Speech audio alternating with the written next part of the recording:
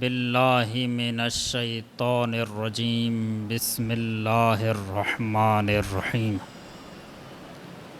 الحمد للہ رب العالمین بارئ الخلائق اجمعین باعث الانبیاء والمرسلین والصلاة والسلام والتحیۃ والاکرام علی سیدنا و مولانا ابی القاسم محمد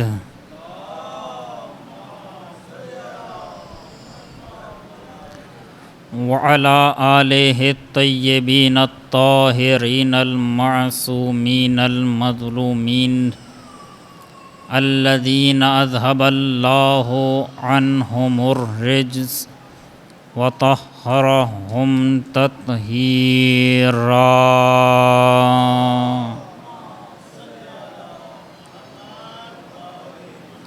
ولا سیما بقیت اللہ ارواحنا لتراب مقدمہ الفداء واللعنۃ الابدیۃ علی اعدائہم اجمعین اما بعد فقد قال اللہ الکریم فی الذکر الحکیم ولا تحسبن الذین قتلوا فی سبیل اللہ امواتا بل احیاء عند ربہم یرزقون صلوات۔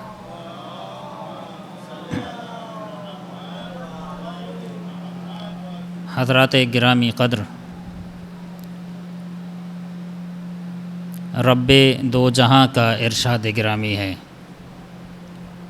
کہ جو لوگ اللہ کی راہ میں قتل کر دے گئے ہیں انہیں مردہ گمان بھی نہ کرنا،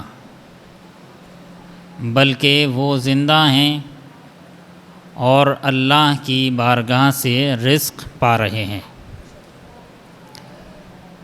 اس آیت کے ذیل میں ان 4 روزہ مجالس کے لیے جو موضوع انتخاب کیا گیا ہے وہ ہے القاب امام حسین علیہ السلام۔ ہمارے یہاں افراد اور شخصیتوں کو لقب دیا جاتا ہے اور انہیں لقب کے ذریعے سے یاد کیا جاتا ہے۔ اسی طرح سے پروردگار عالم نے بھی محمد و آل محمد علیہم الصلاۃ والسلام کو القاب سے نوازا ہے، لیکن جس طرح ہمارے یہاں القاب دیے جاتے ہیں پروردگار عالم کے یہاں ایسے القاب نہیں دیے جاتے، بلکہ ہمارے یہاں پہلے کوئی شخص اپنے اندر کسی صفت کو ایجاد کرتا ہے اور اس کے بعد پھر اسے وہ لقب دیا جاتا ہے، مگر پروردگار عالم نے اس عالم سے پہلے اہل بیت کو القاب سے نوازا تھا، اور یہاں تک بیان کیا گیا کہ پروردگار عالم نے ظاہری اعتبار سے اہل بیت کے اس دنیا میں آنے سے پہلے اہل بیت کے القاب معین کر دیے تھے۔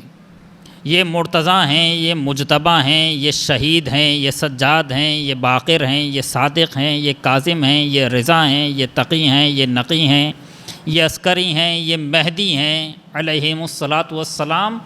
ان القاب کے ذریعے سے پروردگار نے ان کی ذمہ داریوں کو معین کیا ہے۔ مثلاً اگر کسی کو امام نے پروردگار عالم نے باقر کا لقب دیا ہے تو ان کی ذمہ داری ہے کہ اپنے زمانے میں علم کے لیے زمینہ فراہم کرنا ہے اور علم کو شگافتہ کر کر نکال دینا ہے۔ اگر کسی کو پروردگار عالم نے رضا کا لقب دیا ہے تو اس رضا کے لقب کے ذریعے سے پروردگار عالم نے ان کی یہ ذمہ داری معین کی ہے کہ آپ کی ذمہ داری ہے کہ آپ سے دوست تو راضی ہی ہیں، دشمنوں نے بھی راضی رہنا ہے۔ اور اس طرح سے دوسرے اہل بیت اور دوسرے القاب پروردگار عالم نے جن شخصیتوں کو دیے ہیں ان کے ذریعے سے ذمہ داریاں معین کی جا رہی ہیں۔ ہم ان 4 روزہ مجالس میں امام حسین علیہ السلام کے ان القاب پر بات کرنا چاہتے ہیں کہ جو پروردگار عالم کے ذریعے سے لقب دیا گیا ہے یا معصومین کے ذریعے سے لقب دیا گیا ہے، چونکہ جب معصوم کسی کو لقب دے رہے ہیں تو وہ پروردگار عالم ہی کی طرف سے ہے، اور معصوم اپنی طرف سے کوئی بات نہیں کرتے، معصوم وہی کہتے ہیں جو پروردگار عالم کی مرضی ہوتی ہے۔ سب سے پہلا لقب جس پر آج بات کرنا چاہتا ہوں وہ ہے سید الشہداء۔ امام حسین علیہ السلام کا ایک لقب ہے جو سب نے سنا ہے، سید الشہداء۔ اسی پر ہماری بات تمام ہو جائے گی۔ پہلے سید کا معنی بیان کر دوں اور اس کے بعد شہداء کا معنی بیان کروں، پھر سید الشہداء کو ملا کر سمجھ میں آئے گا کہ سید الشہداء کہتے کسے ہیں۔ سید صحیح لفظ ہے سید، سید نہیں سید، یہ پر تشدید ہے اور زیر ہے۔ سید یعنی سردار، اردو میں اگر سید کا معنی کریں تو سید یعنی سردار۔ اب چونکہ میں طالب علم ہوں تو میں کسی بھی لفظ کو اگر لوں گا تو ایسے ہی تو نہیں گزر جاؤں گا، لفظ کے بارے میں سوچوں گا اور حلاجی کروں گا، ایک لفظ کا آپریشن کروں گا۔ یہ خود سردار کا معنی کیا ہے؟ سردار کو اگر ہم سادہ لفظوں میں بیان کریں تو سردار یعنی ہیڈ۔ مثلا سردار قاسم سلیمانی، قاسم سلیمانی کسی گروہ کے یا کسی لشکر کے ہیڈ تھے۔ سردار در حقیقت یہ ہے سرے دار، سرے دار، دار یعنی گھر، سرے دار یعنی گھر کا سربراہ۔ سر چونکہ ہمارے یہاں سر بلندی پر ہوتا ہے اور ہمیں جو سب سے زیادہ ہماری جذبات کو بتا رہا ہوتا ہے اور ہمیں کنٹرول کر رہا ہوتا ہے وہ ہمارا سر ہے۔ اسی لیے کسی گھر کا کوئی سر ہوتا ہے اسے کہتے ہیں ہیڈ، اور اسے اردو یا فارسی میں کہیں گے سردار، سرے دار، دار یعنی گھر، سر یعنی سر جو ہمارے ہوتا ہے یعنی ہیڈ یعنی سربراہ۔ سید یعنی سربراہ۔ حسین علیہ السلام سردار ہیں، حسین سردار ہیں، ابھی شہداء کی بات نہیں کر رہا، حسین سردار ہیں۔ کہاں کے سردار ہیں؟ کس جگہ کے سردار ہیں؟ دنیا والوں کے بھی سردار ہیں اور جنت والوں کے بھی سردار ہیں۔ یہ دنیا میں بھی سردار ہیں، ابھی عرض کرتا ہوں، اور جنت میں بھی سردار ہیں۔ سیدو شباب اہل الجنہ یا سیدہ شباب اہل الجنہ، یہ یہاں بھی سردار ہیں، یہاں کے لوگوں کے بھی سردار اور جنت کے جوانوں کے بھی سردار۔ اب اسی پر ہماری بات ہو رہی ہے۔ کبھی ایسا ہوتا ہے کہ فوج کے نیچے، توجہ چاہتا ہوں، فوج کے نیچے چھوٹے چھوٹے لشکر ہوتے ہیں اور ہر لشکر کا ایک سردار ہوتا ہے۔ کیا امام حسین علیہ السلام بھی کچھ ایسے ہی چھوٹے سے لشکر کے سردار ہیں یا نہیں؟ اگر ہم کہہ رہے ہیں کہ امام حسین علیہ السلام سردار ہیں تو کہاں کے سردار ہیں؟ امام حسین چھوٹے سے لشکر کے سردار نہیں ہیں بلکہ تمام سرداروں کے سردار ہیں۔ اور یہ بات اس کو اور واضح کر دیتا ہوں، کربلا کے میدان میں امام حسین علیہ السلام نے دائیں جانب کی فوجوں کی سربراہی اور سرداری جناب زہیر کے سپرد کی تھی، جناب زہیر ابن قین کے سپرد کی ہے دائیں جانب کے لشکر کی سرداری۔ بائیں جانب کے لشکر کی سرداری امام حسین علیہ السلام نے کربلا کے میدان میں حضرت حبیب علیہ السلام کے سپرد کی ہے، اور ان تمام افراد کی سرداری امام حسین علیہ السلام نے حضرت عباس کے سپرد کی ہے۔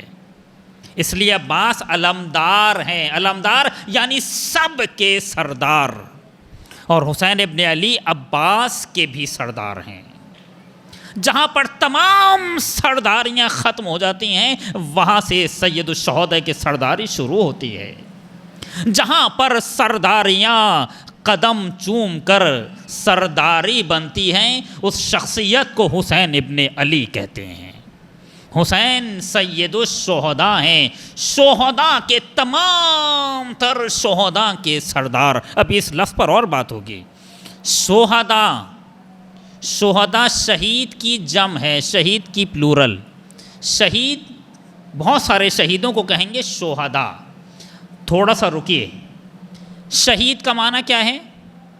شہید یعنی گواہ، شہدہ یشہدو یعنی گواہی دینا، شہید یعنی گواہ۔ شہید کو شہید کیوں کہتے ہیں؟ کیونکہ شہید گواہی بھی دیتا ہے اور شہید کے بارے میں گواہی بھی دی جاتی ہے۔ ان دونوں زاویوں سے شہید کو شہید کہا جاتا ہے۔ شہید گواہی دیتا ہے، اب یہ عرض کرتا ہوں اس کے بارے میں۔ شہید گواہی دیتا ہے، کس چیز کے بارے میں گواہی دیتا ہے اب یہ عرض کرتا ہوں، اور شہید کے بارے میں گواہی دی جاتی ہے۔ یہ دونوں معنی شہید کے کیے جا سکتے ہیں، چونکہ عربی اعتبار سے یہ دونوں معنی متصور ہیں۔ ان شہید کے دونوں معنی بیان ہو سکتے ہیں۔ پہلے معنی پر آ جائیں۔ شہید اسے کہتے ہیں جو گواہی دیتا ہے۔ شہید یعنی گواہی دینے والا۔ شہید وہ ہے جو گواہی دیتا ہے۔ شہید کس چیز کی گواہی دیتا ہے؟ شہید اپنے راستے کی حقانیت کی گواہی دیتا ہے۔ جس راستے پر شہید قتل کیا جا رہا ہے، جس راستے پر شہید کیا جا رہا ہے، شہید اس راستے کی حقانیت کی گواہی دیتا ہے۔ حقانیت یعنی شہید اپنے راستے کے حق ہونے کی گواہی دیتا ہے۔ اب یہاں پر رکیے، گواہی کس چیز کے بارے میں دی جاتی ہے؟ آپ کسی چیز کے بارے میں گواہی دیتے ہیں، کس چیز کے بارے میں گواہی دی جاتی ہے؟ جس چیز کے بارے میں سنا ہو اس کے بارے میں گواہی نہیں ہوتی۔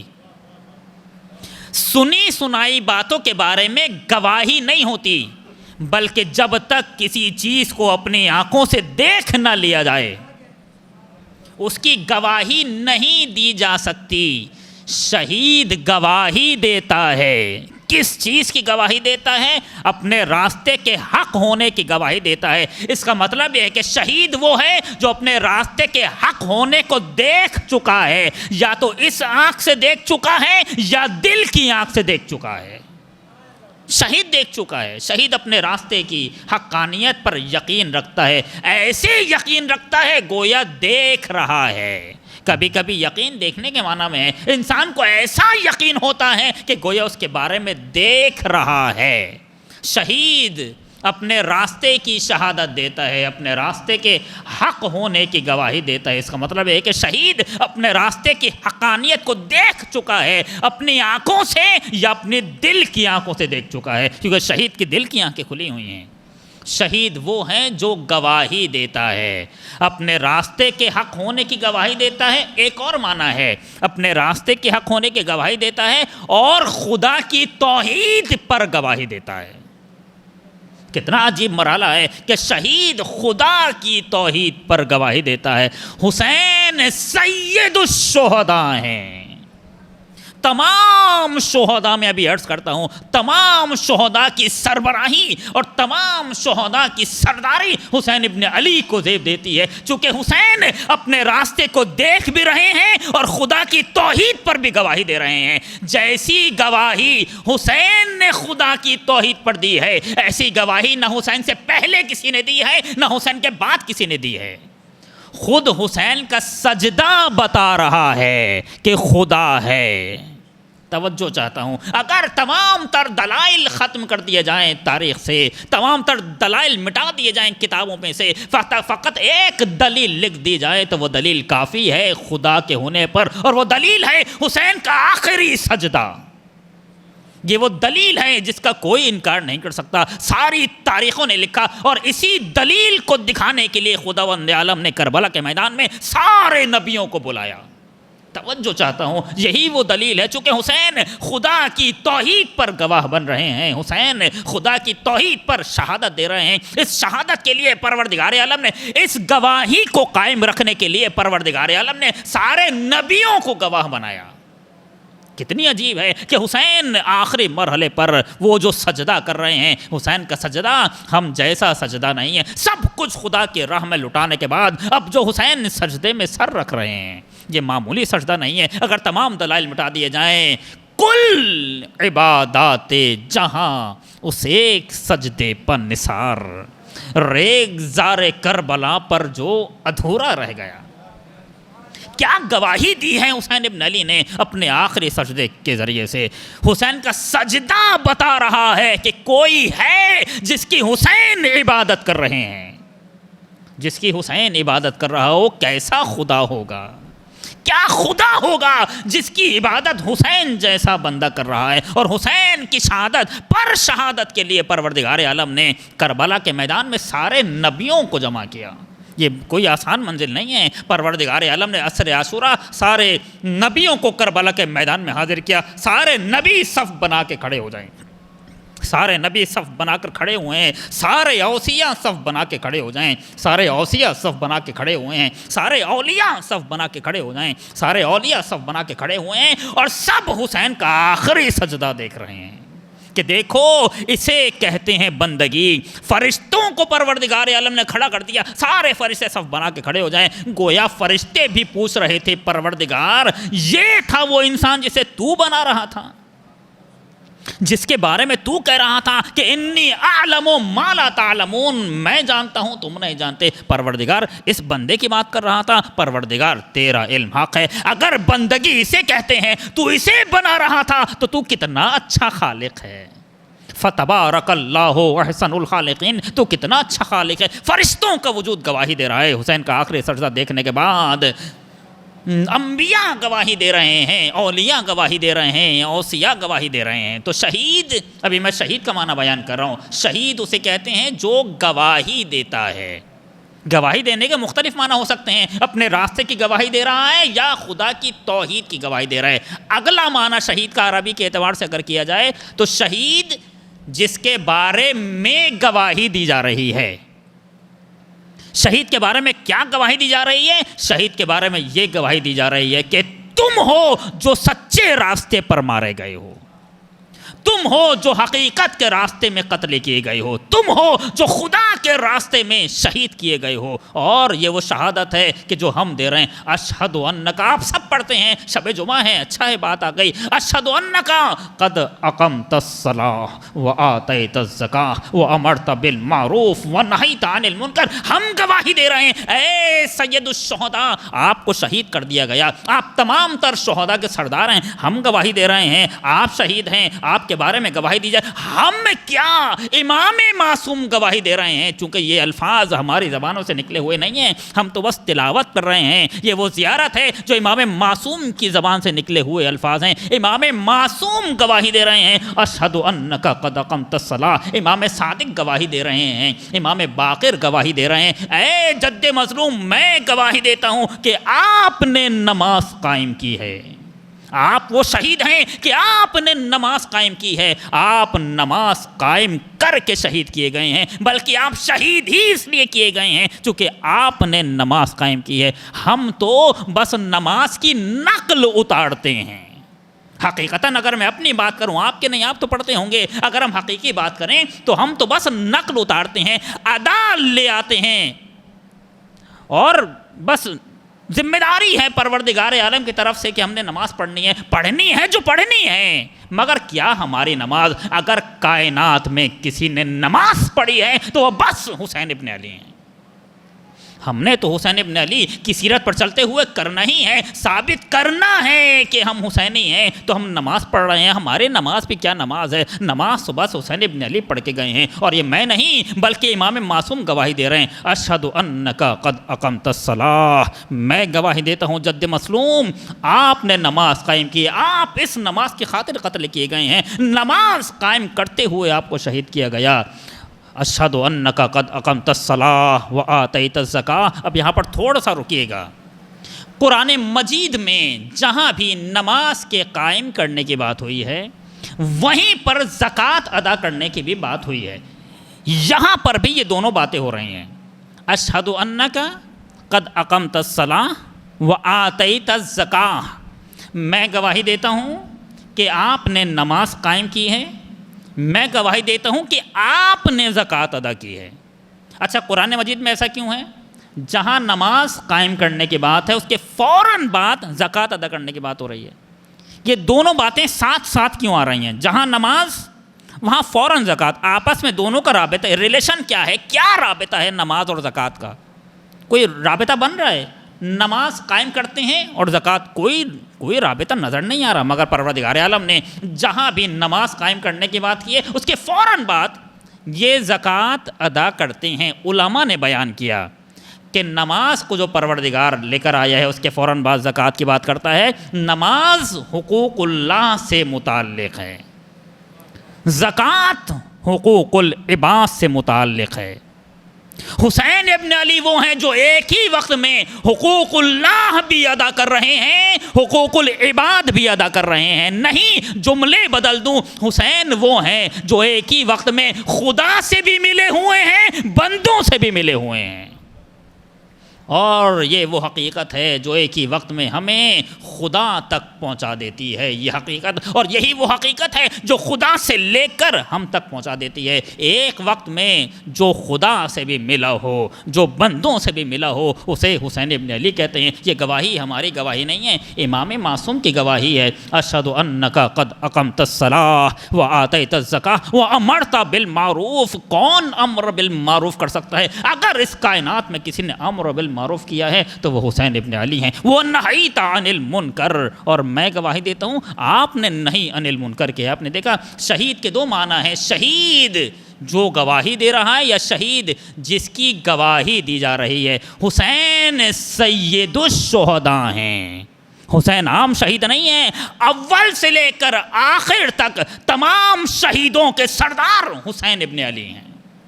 اور میں نے شروع ہی میں عرض کر دیا ہے کہ جو بھی لقب پروردگار کی طرف سے اہل بیت کے ذریعے سے دیا گیا ہے، اس لقب کے ذریعے سے ذمہ داری معین کی جا رہی ہے۔ سید الشہداء کے ذریعے، اس لقب کے ذریعے سے حسین ابن علی کی ذمہ داری معین کی جا رہی ہے۔ اے حسین ابن علی، آپ نے شہید ہو جا کر دین کو بچانا ہے، اور حسین ابن علی نے یہی کیا ہے۔ اب تھوڑی سی تاریخی بحث کروں گا اور اپنی بات کو تمام کر رہا ہوں۔ عزیزان گرامی، سید الشہداء یعنی تمام شہداء کا سردار، سب سے پہلے یہ لقب حضرت محمد مصطفیٰ صلی اللہ علیہ وآلہ وسلم نے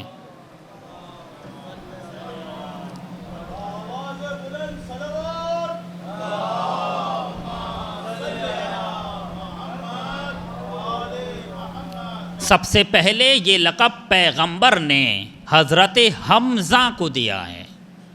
حضرت حمزہ کو سید الشہداء کا لقب دیا گیا۔ کس نے لقب دیا ہے؟ پیغمبر نے لقب دیا ہے۔ اور میں ہر جگہ کہہ رہا ہوں، یہاں بھی کہہ دوں کہ بعض شخصیات وہ ہیں کہ جن کے بارے میں تاریخ نے تو ظلم کیا ہی ہے، ہم نے بھی بیان نہیں کیا۔ ان میں سے ایک جناب حمزہ ہیں، یا مثلا جناب جعفر طیار جن کے بارے میں بیان نہیں کیا، کہ یہاں تک لکھا گیا ہے کہ اگر امیر المومنین نے یاد کیا ہے جناب حمزہ اور جناب جعفر طیار کو، وہ سارا واقعہ ہو جانے کے بعد دروازہ جل گیا ہے، ظلم ہو گیا ہے، اس کے بعد امیر المومنین یاد کر رہے ہیں کہ اگر حمزہ اور جعفر طیار ہوتے تو یہ واقعہ نہیں ہوتا۔ کتنی عظیم شخصیات ہیں۔ پیغمبر نے جناب حمزہ کو لقب دیا ہے سید الشہداء، پیغمبر لقب دے رہے ہیں تمام شہداء کے سردار، تمام شہداء کے سربراہ۔ مگر جب واقعہ کربلا ہوا ہے تو اب یہ لقب امام حسین علیہ السلام تک منتقل ہو گیا ہے۔ توجہ چاہتا ہوں، مگر ایک بات عرض کروں آپ کے سامنے، حضرت حمزہ سید الشہداء ہیں اور امام حسین علیہ السلام بھی سید الشہداء ہیں۔ کس نے لقب دی ہے ابھی عرض کرتا ہوں، امام حسین کو کس نے لقب دیا ہے ابھی عرض کروں گا۔ حضرت حمزہ سید الشہداء ہیں، امام حسین علیہ السلام سید الشہداء ہیں۔ ان دونوں میں کیا فرق ہے؟ کیا دونوں ایک جیسا ہے یہ لقب؟ دونوں شخصیات کو جو لقب دیا گیا بالکل ایک جیسا ہے، وزن ایک جیسا ہے دونوں کا؟ کہ نہیں، کہاں حسین ابن علی سید الشہداء، اور یہ کیسے سید الشہداء؟ یہ وزن جناب حمزہ کو جو لقب دیا گیا ہے یہ اس کے برابر نہیں ہے۔ میں اس کے لیے مثال دے دیتا ہوں آپ کو، تاریخ سے، روایت سے مثال دے دیتا ہوں۔ کسی نے امام سے پوچھا، معصوم سے پوچھا کہ جناب مریم کے لیے ہے، جناب مریم سلام اللہ علیہا، یہ بات سمجھ میں آئے گی تو جو بات کہنا چاہتا ہوں وہ اور سمجھ میں آ جائے گی، واضح ہو جائے گی بات، کہ جناب مریم کے لیے ہیں کہ جناب مریم تمام خواتین کی سردار ہیں، جناب مریم کے لیے ہیں، جناب مریم تمام خواتین کی سردار ہیں، اور مولا آپ فرما رہے ہیں کہ جناب فاطمہ زہرا سلام اللہ علیہا تمام خواتین کی سردار ہیں۔ کہ یہ دونوں باتیں ایک جیسی ہیں؟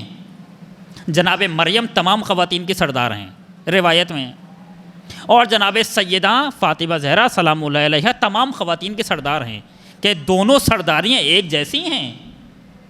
آواز دی نہیں نہیں، مریم اپنے زمانے کی خواتین کی سردار ہیں، اور سیدہ فاطمہ زہرا اول سے لے کر آخر تک تمام خواتین کے سردار ہیں الی یوم القیامہ۔ کہاں یہ سرداری اور کہاں وہ سرداری جو سیدہ فاطمہ زہرا کی سرداری ہے، بالکل وہی معنی یہاں ہے۔ جناب حمزہ سید الشہداء ہیں، تمام شہداء کے سردار ہیں، مگر اپنے زمانے کے شہداء کے سردار ہیں، اور حسین ابن علی بھی سید الشہداء ہیں، اپنے زمانے کے نہیں، اول سے لے کر آخر تک تمام شہداء کے سردار ہیں۔ اور یہ بات میں نہیں کہہ رہا، پیغمبر اکرم صلی اللہ علیہ وآلہ وسلم نے فرمایا۔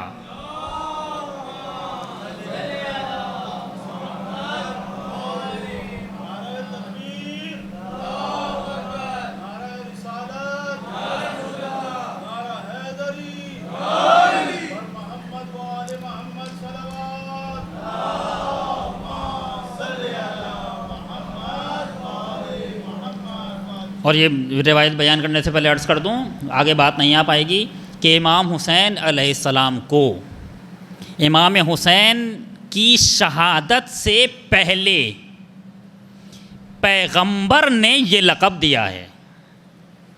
امام حسین کی شہادت سے پہلے پیغمبر نے یہ لقب دیا ہے امام حسین علیہ السلام کو۔ اور اب یہ روایت سنیے، ہوا سید الشہداء، حسین سید الشہداء ہیں، سید کا معنی بیان کر چکا ہوں، اور سید الشہداء کا معنی ہوگا تمام شہداء کے سردار، ہیڈ، تمام شہداء کے سردار۔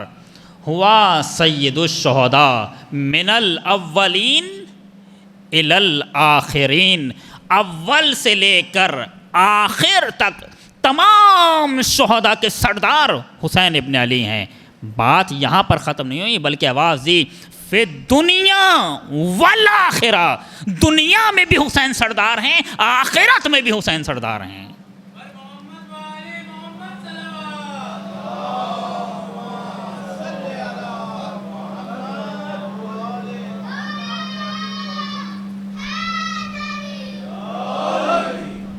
حسین سید الشہداء ہیں، تمام شہداء کے سردار، جہاں پر شہادت بھی رشک کرتی ہے اسے حسین ابن علی کہتے ہیں۔ بس آخری بات اور بیان کروں، اپنی بات کو تمام کروں۔ عزیزان گرامی، شہادت ایک مجبوری والی موت ہے یا اختیاری موت ہے؟ شہادت کون سی موت ہے؟ انسان شہید ہوتا ہے، مجبوراً شہید ہو جاتا ہے، یا اپنے اختیار سے اس موت کا انتخاب کرتا ہے؟ آپ کو معلوم ہے شہادت مجبوری کی موت نہیں ہے، شہادت کا انتخاب خود انسان کرتا ہے، اس موت کا انتخاب۔ شہادت ایک موت اختیاری ہے۔ میں یہاں پر ایک بات عرض کرنا چاہ رہا ہوں، اس لیے یہ بات عرض کر رہا ہوں، شہادت مجبوراً کوئی شہید نہیں ہوتا، بلکہ یہ وہ موت ہے جس کا انتخاب خود انسان کرتا ہے۔ اب یہاں پر ایک بات عرض کروں، شہادت وہ موت ہے جس کا انتخاب خود انسان کر رہا ہے، اسی طرح خودکشی بھی وہ موت ہے جس کا انتخاب خود انسان کرتا ہے۔ اب ان دونوں میں کیا فرق ہے؟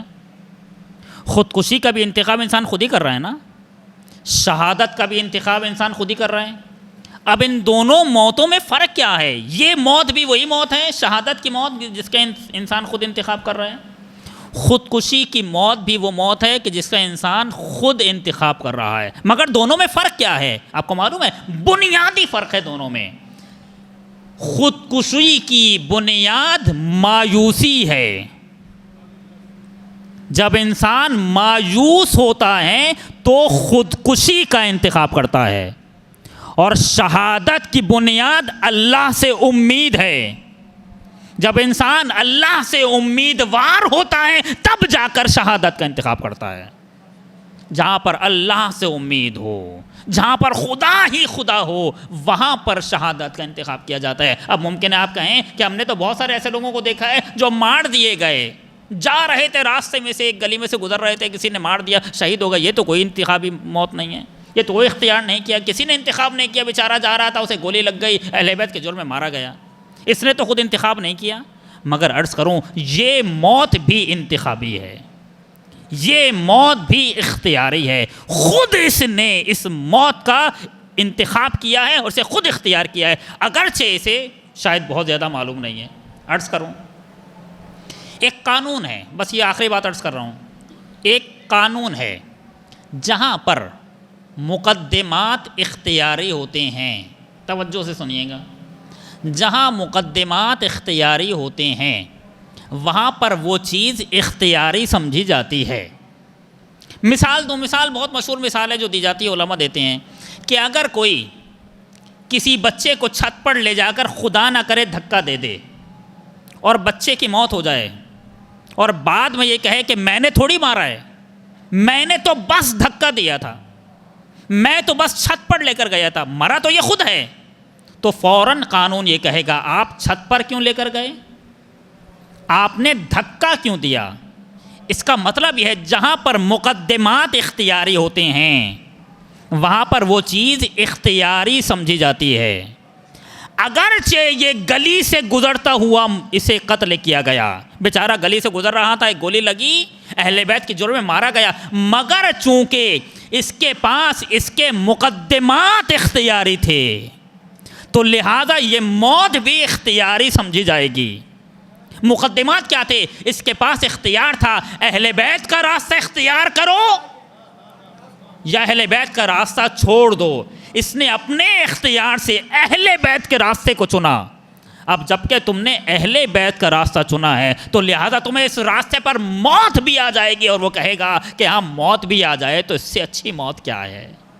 جب مقدمات اختیاری ہوتے ہیں تو وہ چیز اختیاری تصور کی جاتی ہے۔ شہادت کی بنیاد امید ہے۔ حسین سید الشہداء ہیں، جیسی امید حسین کو ہے ایسی امید کسی کو نہیں ہے۔ کس سے؟ انسانوں سے۔ یہ کیا کر لیں گے ہمارا، یہ کیا دے دیں گے ہمیں، انہوں نے تو پانی بند کر دیا۔ امید ہے تو اللہ سے امید ہے، اور جب وہ کچھ کرنے پر آ جائے، وہ کچھ کرنے پر آ جائے تو دنیا کی ساری طاقتیں اس کے سامنے زیر ہو جاتی ہیں۔ ہمارے استاد ایک جملہ کہتے ہیں کہ انسان خود بدلہ لے لے مگر خدا کے حوالے نہ کرے۔ اگر آپ خدا نہ کرے کسی سے جھگڑا ہو جائے اور سامنے والا کہے کہ دیکھ لوں گا تمہیں، اس کا دیکھ لینا پھر بھی برداشت ہے، لیکن اگر وہ مظلوم ہے اور اس نے کہہ دیا کہ میں نے اپنا معاملہ اللہ پہ چھوڑا، تو اب اگر اللہ بدلہ لینے پر آ جائے تو اللہ کا بدلہ کوئی معمولی بدلہ نہیں ہوتا۔ حسین ابن علی نے اپنا سب کچھ خدا کے حوالے کر دیا، اور کچھ جگہ پر حسین ابن علی نے تصریح کی ہے، صراحت کے ساتھ کہا ہے پروردگار تو دیکھ رہا ہے نا یہ تیرے نبی کے بیٹے کے ساتھ کیا کر رہے ہیں، مالک تیرے حوالے کر رہا ہوں۔ اور جب حسین نے سب اللہ کے حوالے کر دیا تو اب اللہ ہے جو حسین کے خون کا بدلہ لے گا۔ یہ بات عرض کروں گا انشاءاللہ کل یا پرسوں کے مجلس میں، ایک اور لقب ایسی صفت سے متعلق۔ اب اللہ ہے جو حسین کے خون کا بدلہ لے گا، اور حسین ابن علی نے اپنی ساری ذمہ داریاں ادا کر دیں۔ حسین کو سید الشہداء کیوں کہتے ہیں؟ ہدف اتنا پاک ہے حسین کا، اور دوپہر میں ایسی ذمہ داری حسین نے نبھائی ہے کہ ایسی ذمہ داری نہ پہلے والوں نے کبھی نبھائی نہ بعد والوں نے نبھائی۔ کیسی بندگی کر دی کربلا کے میدان میں، اور اب بھی حسین تھکے نہیں ہیں۔ عجیب بات تو یہ ہے، حسین تھکے نہیں ہیں، سر کٹا ہے مگر حسین تھکے نہیں ہیں۔ دلیل میرے پاس یہ ہے کہ سر کٹ کر نیزے پر چڑھا ہے مگر حسین تلاوت قرآن کر رہے ہیں۔ یہ قرآن کی تلاوت بتا رہی ہے کہ سر کٹ تو گیا مگر حسین تھکے نہیں. بندگی کی دوڑ میں جتنا آگے حسین پہنچے ہیں اتنا کوئی آگے نہیں بڑھا. یہاں تک کہ ہمارے استاد بیان کرتے ہیں کہ کربلا کے میدان میں خود پیغمبر آئے, کربلا کے میدان میں خود جناب سیدہ آئیں, کربلا کے میدان میں خود امیر المومنین آئے اور سب مل کے کہتے تھے واہ حسین, حسین اور آگے بڑھ جاؤ, حسین اور آگے بڑھ جاؤ. انبیاء دیکھ رہے تھے, گویا بندگی کی دوڑ لگی ہوئی ہے. انبیاء دیکھ رہے ہیں بندگی ہوتی ہے تو ایسی ہوتی ہے, اوصیاء دیکھ رہے ہیں بندگی ہوتی ہے تو ایسی ہی ہوتی ہے, اولیاء دیکھ رہے ہیں بندگی ہوتی ہے تو ایسی ہوتی ہے, اور خدا مسکرا رہا ہے, خدائی مسکرا رہی ہے, یہ ہوتی ہے بندگی. امیر المومنین جوش دلا رہے ہیں حسین اور آگے بڑھ جاؤ, جناب سیدہ جوش دلا رہی ہیں حسین اور آگے بڑھ جاؤ, پیغمبر جوش دلا رہے ہیں حسین اور آگے بڑھ جاؤ, اور حسین تھکنے کا نام نہیں لیتے. سر کٹ گیا مگر اب بھی مظلومیت ختم نہیں ہوئی. کیسے مقامات ہیں, کیسی مصیبتیں اٹھائی ہیں. بعض لوگ کہتے ہیں کہ کربلا کے میدان میں حسین کا امتحان ختم ہو گیا. نہیں, اب بھی حسین کا امتحان جاری ہے. میں ایک جملہ کہنا چاہتا ہوں, اس سے پہلے بس ایک جملہ سن لیں, اس کے بعد مجلس تمام کر دوں گا. اب بھی امتحان جاری ہے. آیت اللہ مراشی فرماتے ہیں جب شام کے دربار میں کہنے والے نے یہ کہا تھا کہ یزید اس یتیمہ کو میری کنیزی میں دے دے, اس وقت یہ بچی پھوپھی کے دامن سے لپٹ گئی اور کہنے لگی پھوپھی اسیر تو ہو گئے تھے, اب کیا کنیزی میں بھی جانا ہوگا؟ اس موقع پر جو میں عرض کرنا چاہ رہا تھا, اس موقع پر سر حسین نے معجزہ دکھایا ہے, اور وہ معجزہ یہ ہے کہ سر حسین نے آنکھیں کھولیں اور ایک ایک کو دیکھنا شروع کر دیا.